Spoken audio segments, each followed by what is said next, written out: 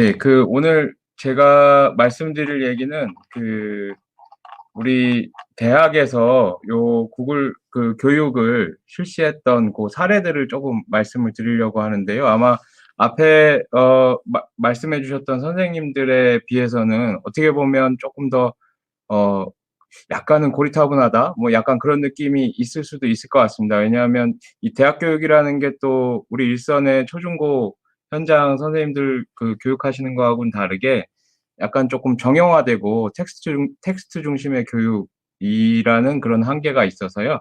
그래서 인제 그런 거 좀 감안해 주시고, 저 또한 사실은 인제 구글 G Suite for Education을 사용한 지가 그렇게 오래된 것은 아닙니다. 이따가 설명드리겠지만 단계적으로 여러 차례 인제 대학 자체적인 교육을 통해서 이렇게 발전시켜 왔기 때문에 인제 그런 맥락들도 말씀을 드리겠습니다. 일단은 아마 국내에서 인제 대학 차원에서 이 G Suite for Education을 도입하고 있는 학교들이 요즘에 인제 쪼끔 많이 증가하고 있는데, 저희 학교 같은 경우에 2018년도 1 학기쯤에 이제 전체 교수들이 G Suite for Education을 사용하기 시작했고요. 실제 인제 이것을 교육 목적으로 활용하기 위해서 여기 화면에 있는 것처럼 한 2018년도 5 월쯤에 전체 경인교대 학생들한테도 G Suite for Education 아이디를 인제 나눠주기 시작을 했고요. 그래서 저 같은 경우에도 이걸 인제 교육에 활용한 거는 그러니까 2018년도 1 학기 말고 1 학기, 2 학기 사이에 있는 계절 학기서부터 좀 활용을 하기 시작했고, 동영상이라는 것도 사실은 인제 그때 찍기 시작을 했던 것 같습니다. 그래서 굉장히 초보적이었고, 뭐 지금도 초보지만 예, 고렇게 시작을 했었고요. 그러다가 인제 8 월에 저희 인제 계절 학기 정도 됐을 때 우리 GG 사우스 코리아 그룹 선생님들께서 저희 대학에 인제 오셔 가지고 교수님들 다 모시고 이렇게 이 구글 툴을 사용하는 것에 대해서 이렇게 교육을 시켜 주셨습니다. 그래서 어 많은 교수님들이, 또 연배 높으신 교수님들도 오셔서 다 직접 배우고 경험을 하고, 또 실제로 활용할 수 있는 방법들을 이렇게 많이 고민했던 그런 자리가 있었습니다. 사실 인제 이때 이 교육은 인제 우리 대학의 인제 소프트웨어 역량 강화 사업이라는 사업으로 했었는데, 실제로 이걸 계기로 해서 교내에서도 직접 대학 교육에서 G Suite for Education을 활용하기 시작했던 그런 계기가 돼서 '날개를 달다.' 뭐 이런 제목을 한번 달아 봤습니다. 그리고 인제 그해 겨울에 또 GEG 선생님들께서 저희 학생들을 또 교육을 시켜 주셨고요. 여기 사진들은 인제 그때 선생님들 찍으신 사진들이고, 고거 할 때 또 저희는 저 오른쪽에 저희 대학원 인제 선생님들하고 이렇게 수업을 하면서 요 구글 클래스룸이라든지 구글 관련된 툴을 이용하기 위해서 고것들을 인제 또 소그룹 형태로 교육을 하기도 했습니다. 그래서 2018년도 같은 경우에 굉장히 저희가 준비를 쪼금 어 힘들게 많이 했었던 사례였고요. 그다음에 19 년도에 인제 본격적으로 활용을 하기 시작했고, 왼쪽에 보시는 사진은 저희가 또 2018년도 이어서 19 년도에도 또 2차 교육을 했던 그런 사진이고요.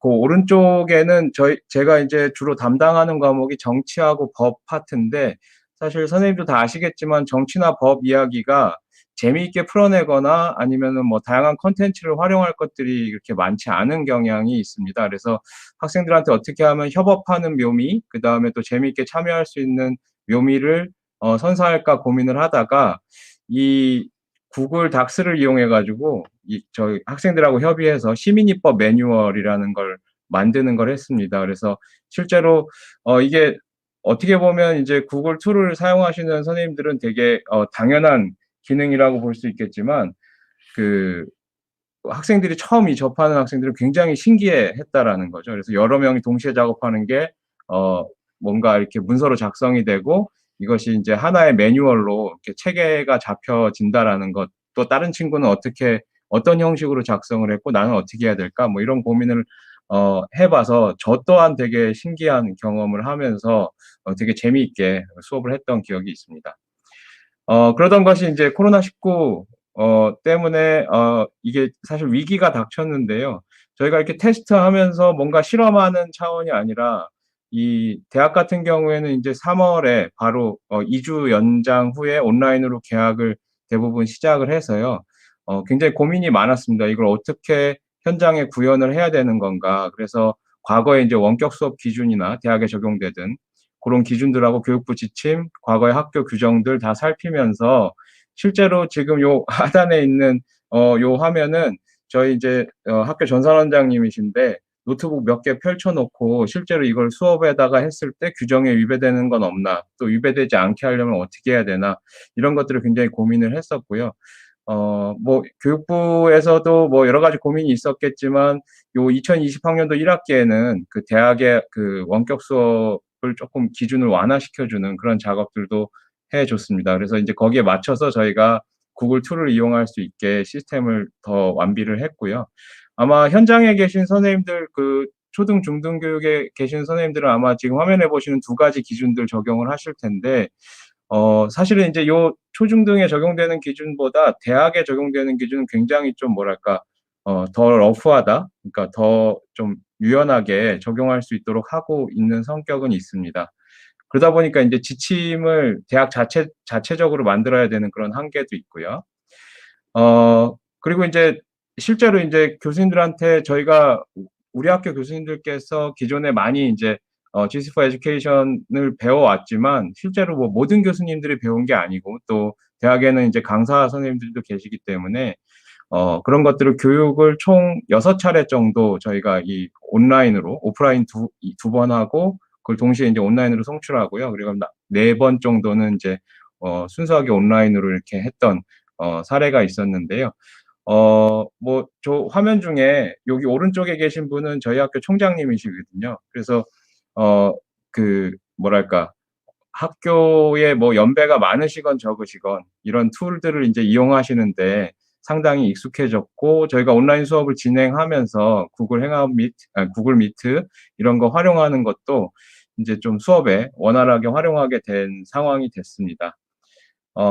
제가 실제로 인제 수업한 거는 대학원 같은 경우에는 인원수가 작기 때문에 텍스트를 함께 보면서 강독 형태로 수업을 하는 경우가 많은데요. 인제 그런 강독형 수업에서 제가 활용했던 사례들을 가지고 왔습니다. 그래서 뭐 PDF 띄워 놓고 제가 미리 체크해 놓은 사항들을 중심으로 설명을 드리고, 또 실제로 인제 마이크를 서로 켜 놓고 실제로 이렇게 제가 뭐 설명을 하다 또 다른 분이 설명을 하다가 의문 나는 사항들이 있으면 바로바로 서로 이야기를 할 수 있는 인제 그런 조건들이 구글 미트로 좀 갖춰져 있었고요. 또 인제 그것을 전제로 해야 되는 거는 저 우측 하단에 있는 것처럼 구글 클래스룸에 인제 관련된 텍스트를 미리 제시를 하고 그걸 공유해 가면서 같이 학습을 했던 대학원 사례가 있었습니다. 실제 인제 대학에서는 그 구글 행아웃 미트를 활용하는 게 대학원 수업에 적합하다라는 평가가 최근에 좀 많이 있고요. 뒤에 사례는 제가 학부 수업에서 활용했던 사례인데, 지금 뭐 요 왼쪽 화면에 보시는 거는 인제 제가 구글 폼즈를 통해서 학생들한테 사전 질문지를 받고 실제로 인제 토론식 수업을 하는 게 구글 미트의 어떤 장점 중에 하나라고 생각하기 때문에 그 시나리오를 미리 구성을 해서 학생들의 계속 말을 시킵니다. 근데 이것도 인제 어떤 운영의 묘미일 수 있는데, 그 말을 시킬 때 그 순서대로 출석부 순서대로 시키면 학생들이 그 기다렸다가 대답하고 그러거든요. 그러다 보니까 인제 수업에 집중하지 않는 면도 있고, 그래서 랜덤으로 이렇게 돌아가면서 질문을 하고 토론을 이끌어내고 뭐 이랬던 게 있었고, 뭐 저도 이제 뭐 좀 '수업에 재밌는 것들 활용해 볼 수 없을까.' 그래서 이 멘티미터 저희가 GEG 선생님들한테 배울 때 한번 이렇게 배웠던 기억이 있어서 그거 써 가지고 학생들한테 뭐 워드 클라우드도 만들어 보고 뭐 이런 것들도 쪼금 해 봤습니다. 그리고 이제 선생님들이 많이 인제 애로사항이라고 많이 이야기하시는 게 "판서를 좀 그림을 그려서 설명할 필요가 있겠다."라고 이렇게 했는데, 왼쪽 같은 경우에 인제 구글 잼보드를 이용해서 하는 방식으로, 그래서 뭐 애플 펜슬이나 뭐 아니면은 갤럭시 펜슬이나 뭐 이런 거 이용해 가지고 실제로 디바이스에서 썼을 때 모니터에 바로 현출되는 그런 모습도 볼 수 있었고요. 그다음에 오른쪽은 이제 학생들하고 동영상을 공유하면서 같이 영상을 보던 인제 그런 사례들도 있었습니다.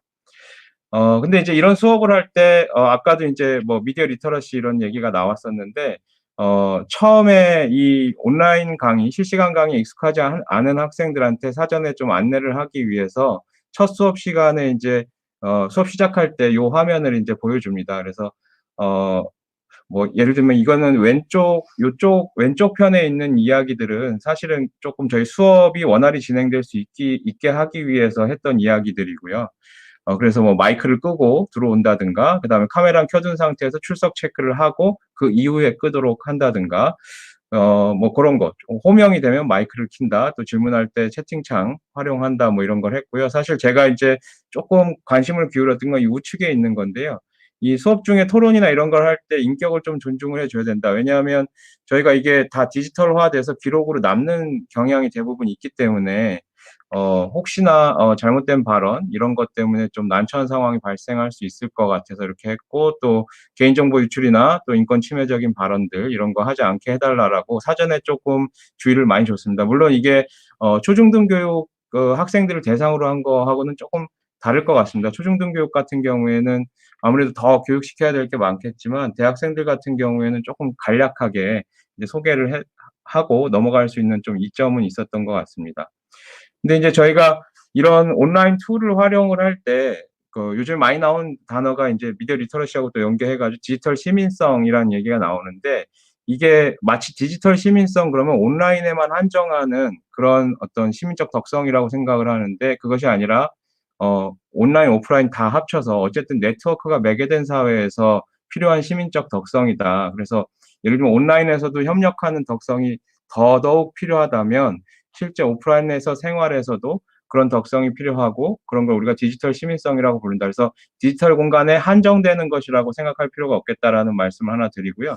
그다음에 또 하나는 우리가 이제 아까도 인제 저작권법 얘기 쪼끔 나오고 그랬었는데, 보통 이 법을 준수하냐 마냐, 학생들이 법을 뭐 위반하면 뭔가 뭐 "많이 안 좋은 점들이 있다." 이렇게 얘기를 많이 하는데, 이게 법을 지키냐 안 지키냐의 문제가 아니라 현재 상황에서의 문제는 오히려 어 뭐랄까, 법의 준수의 문제가 아니라 뭔가 우리가 확실하게 뭔가를 파악할 수 없는 불확정성이 지배하는 상황에서 그 법은 인제 요건이 정해져 있어야 되잖아요. 근데 어 아무래도 이 불확정성이 지배를 하다 보니까, 이게 예전에는 없던 사례들이다 보니까 이 뭔가 그 기준들을 스스로 만들어야 되는 경우가 더 많다라는 겁니다. 그래서 법보다는 윤리적인 판단, '어떤 게 더 윤리적인가.' 이런 것들을 쪼금 더 고민해야 할 필요성이 있겠다라는 말씀을 드리고요.